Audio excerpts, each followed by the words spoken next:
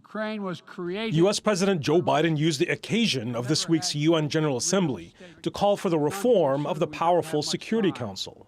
The United States supports increasing the number of both permanent and non-permanent representatives of the Council. This includes permanent seats for those nations we have long supported and permanent seats for countries in Africa, Latin America, and the Caribbean. The UN Security Council's powers include the establishment of peacekeeping operations, the establishment of international sanctions, and the authorization of military action through Security Council resolution. China, France, Russia, the United Kingdom, and the United States have the power to veto Security Council resolutions and stop action on any measure put before the Council. It's a right that's enshrined in the UN Charter because of these countries' key roles in establishing the United Nations. But Russia's veto in February of a UN Security Council resolution that demanded Moscow stop its attack on Ukraine and withdraw its troops put the spotlight on how that right can be readily abused. Today we need much more than hope.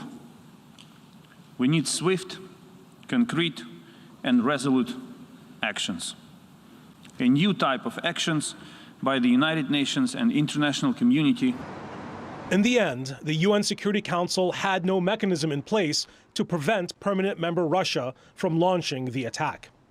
If war couldn't be stopped, Ukraine's President Zelensky asked the UN this week to, at the very least, hold Russia accountable. A special tribunal should be created to punish Russia for the crime of aggressor against our state.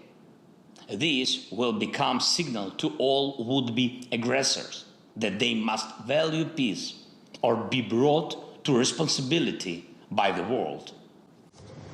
Such a move, however, will likely also be blocked by Russia in the UN Security Council using their veto power. And something that they've done in the Security Council countless times before for other world crises, like the ones in Syria and Myanmar.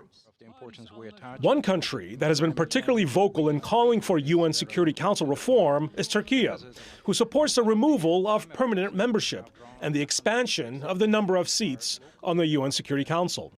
The United Nations Charter clearly states that, quote, members shall refrain in their international relations from the threat or use of force against the territorial integrity or political independence of any state.